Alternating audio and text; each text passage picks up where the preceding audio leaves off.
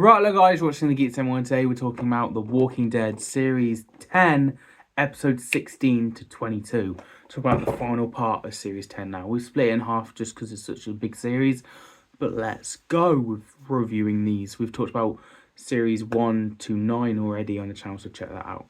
Without further ado, Episode 16 to Episode 22 of The Walking Dead Series 10. So yeah, I think basically we get a finale for episode 16. It goes on that sort of wavelength.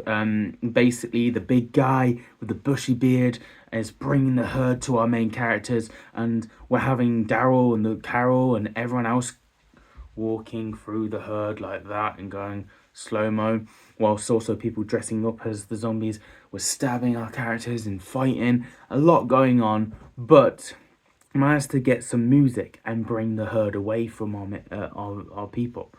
But then, of course, the people dressing up as zombies destroy their plan. So then Daryl says we have to be risky and we have to take them out. We have to go back in the herd and take them, which they do. And we have Daryl and Negan team up. Yes! Taking out the big guy, the bushy beard. And he finally has his mask revealed. And then Negan's like, you know who that is? And then Daryl's like, yeah, nobody. But actually the whole gimmick was apparently this guy was a celebrity, and they actually played some of this guy's music within the show, and actually, yeah, he's a celebrity in the Walking Dead sort of thing. Interesting gimmick, I guess. It's subtle, it's on your nose, so it's not too heavily hinted and doesn't pull you out too much, which is cool. Also, Carol sacrificing herself, trying to get the herd away, and then obviously Henry's girlfriend, wannabe, I don't know, helps Carol not die, basically, and the herd just kind of fall off a cliff and they get rid of. And that's kind of them done. However, at one point, the priest has several lives, man. He must be on his 9th life. Cats only have 9 lives. This guy has more than cat lives, because literally, he's about to die again, and then guess who returns? Megan. Yes, it's a badass moment. Yes, Megan saves him, but I just don't like the priest, and he survives. And then again, later on, when that dude forces the guy who has no arm, he has that like metal thing going on, him and the priest are like, you shoot or he shoots sort of thing, playing that game, the priest survives again. He just has 9 bloody lives, man. He does not go. It's just so annoying. Like, I get so happy when he's near death and he's like, nope. About all the characters I would like to go, he is the one. And he's just not going to go, is he? He's just not gonna.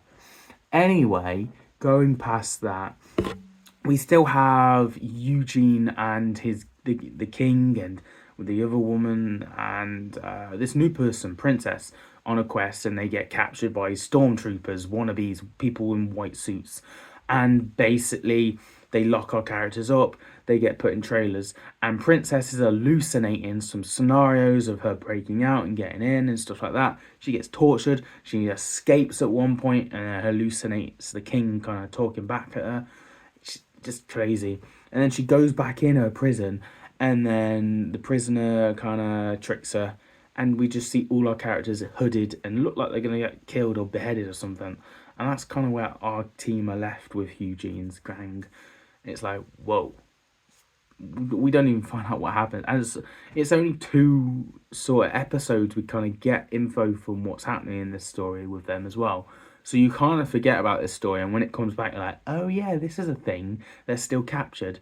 And it's just going to be like that for Series 11, isn't it? They're still captured. I forgot about that.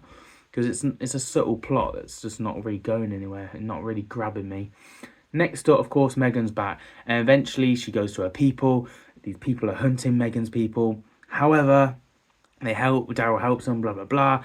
They escape. They go back to Alexandria. And we see Glenn's kid, Marshall?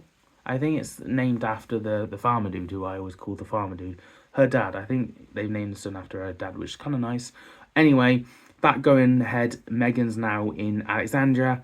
Negan's there. A lot of conflict. They banish Negan. But anyway, going past that again, we have obviously the priest and the guy with the arm going on. They get drunk. They do this. Some guy's here. He's killed his family. He's locked them up. He's done stuff. And he wants to play a game between these 2 people with a gun. scenario, which I found quite just like, it's a comedy sort of thing that's gone rogue and now it's turned into a dark thing. And the priest actually just promises dude to come with us. And at one point he does it, and then the priest kills him. I'm like, geez, you're just showing you're turning dark. Are you sure you're a man of God and stuff? But anyway, this whole series with the plots haven't really been hitting me. The two between them, not really hitting me. We also have obviously our other group going on with Eugene, doesn't really hit me. And now once we've dealt with the people dressing up as zombies, we've kind of dealt with all of them and they have been took out of the equation of such. Yeah, not really hitting me. Now we've dealt with them. But we have a nice little subtle plot of Carol and Daryl having a bad day. Daryl's just trying to fix his bike. He gave something to Carol and now he needs that to fix the bike. So he's having all these scenarios and it's hell. And Carol's dealing with this rat and having a terrible day. That's just hilarious for an episode that I kind of actually really liked. We also have Daryl flashback to back before when Rick died 6 years later, time jump. He found this girl and we get an origin of Dog. And reason why the dog's called Dog, because the woman named her dog. Yeah. Anyway, she kind of just goes off, and Daryl's occasionally looking for her now. She's called Leah, I think. And yeah, he had an attachment to her, and really, you've seen that character grow. It kept doing time jumps 6 months later, 12 months later, sort of thing. So they had 6 years to play with. So Daryl having that backstory was quite nice. But now we have that indication of why he got Dog. Which is quite nice. So we got the origins of Dog, which was lovely with Daryl, and I thought that was a brilliant episode as well. So that's a standout. Now we get onto the final, which I absolutely love being entirely based on Negan. However, it doesn't feel like a final. I feel like episode 16 was the final, and then we just got tag-along episodes, really. Just like, here's some stuff we have ideas for. It was not really, we should have just ended with episode 16, but we've got extra, you know? But anyway, Negan, we see obviously he cheated on his wife with her best friend and did not go with her to the doctors where she finds out she has cancer. And then her working that out and lashing out and stuff like that. Negan battering this dude in a bar who has kids at his school because he's a PE teacher, so he loses his job. Life's going to bad in the normal world, and then when the world changes, she's got cancer. He's trying to find treatments, and the supplies are very limited because the world's gone apocalyptic. And he meets people that treat him badly, and he meets people that treat him well. And the people that treat him well, one of them worked for Negan, which was a nice little Easter egg, and that was quite nice. And she gave him the bat, of course, that started the whole Negan thing.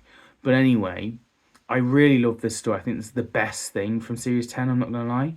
Negan's story obviously continues with him losing his wife, and when he goes off for supplies, she tells him to stay with her and just let her die with him, sort of thing. He refuses. He goes off. By the time he comes back, after he's dealt with these baddies that have treated him terrible, and the fuse is hit with him, he has to blow up the house to kill his wife because his wife is already a zombie at this point. She's killed herself. And he's come back to that, and it's just destroyed him. And he blames, obviously, the people that captured him. So he goes back with the bat and destroys these people and has the barbed wire and becomes Negan that we know and love. And the attitude is the way he's speaking, and his wife giving him the coat and his hairstyle, everything forms together in Negan. Whilst also we got a young version of Negan at the beginning of the episode with the normal world, which was odd to see. PE teacher Negan, I guess you could say. But anyway, that going forward, we jump to the future, and it's just hinting that Megan's gonna kill you, Negan, if you don't move from Alexandra. So Carol's took him away, but Negan's come back. But before he come back, he found the bat and buried it and said goodbye to his wife properly. And I felt like that was a conclusion. This was what Negan was. This is who he is now. He has developed and changed. And I think that episode would get a 10 out of 10. But the series is getting a 7. It dropped. This series has not been that well. I will continue talking about Series 11 next time. But yeah, there's not been very good episodes to talk about this time around, I'm afraid. That's my thoughts and opinions, guys. You've been watching The Geek Assemble. Join me for Series 11 next time. Stay tuned for that. As always, we'll talk about some more interesting episodes as we go along. Hopefully it ends well, the show. But anyway, see you guys in a review very soon for more content. Bye.